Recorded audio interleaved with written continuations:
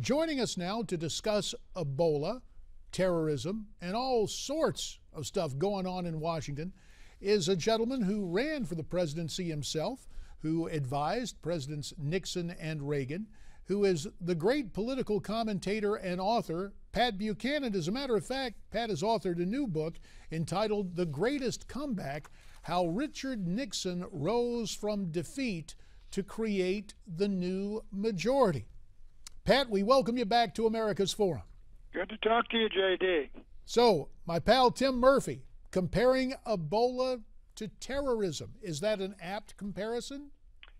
Well, I think it is apt in one respect, that Ebola could be devastating to the American people. I would only disagree in this, that people who come here with Ebola are probably not bioterrorists. They don't know they've got it, or they are afraid they're going to get it, or they have it and they're fleeing and looking for help. But there's no question about it, J.D., that we ought to treat Ebola as an enemy. It ought to be contained, confined, controlled, and defeated. And to contain and confine it, I think we ought to do our best to make sure it does not cross the Atlantic Ocean and enter these United States. Well, mindful of that, we had a report earlier this morning, Irene Garcia of Judicial Watch joining us to expound on a story that Judicial Watch broke on Friday, and that is that the Obama administration is planning on bringing in patients with Ebola who are not American citizens, who obviously this would be in violation of all sorts of laws, but that the president plans to do it anyway.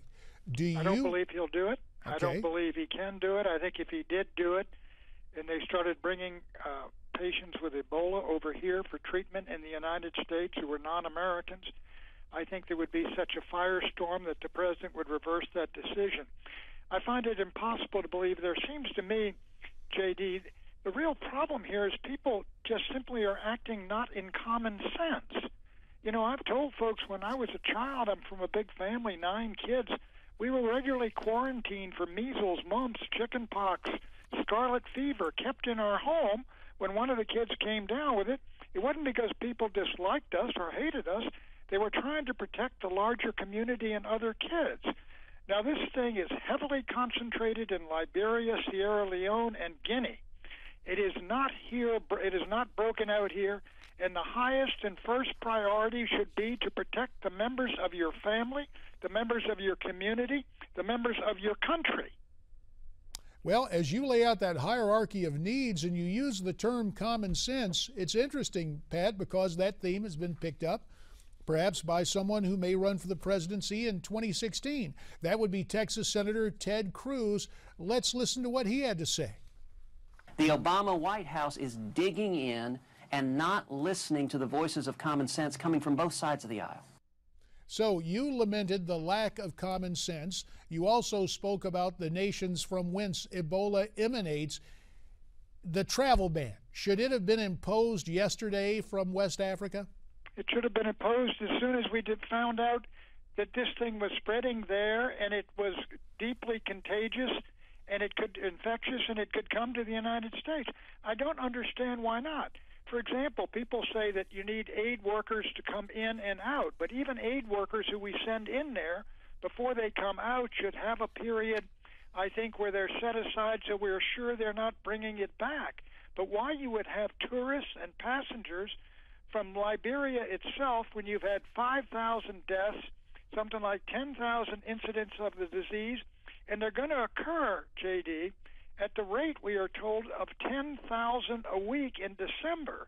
Why would people coming from an area where this thing is almost an epidemic, why would you bring folks like that into the United States? About a minute remains. Marsha Blackburn on Face the Nation yesterday on CBS talking about the so-called Ebola czar, Ron Klain. We're going to listen to her and then get your reaction, Pat.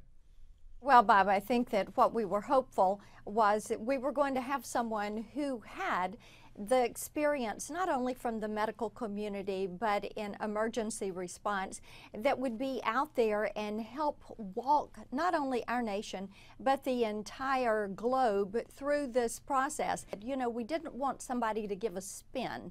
We want somebody to give us the facts. Pat, tell you what, we're going to have you hang on, and we'll get your reaction to what Marsha Blackburn had to say. Right now, we want to reach out wherever you're watching us. We want to get your reaction. A poll question at Newsmax.com.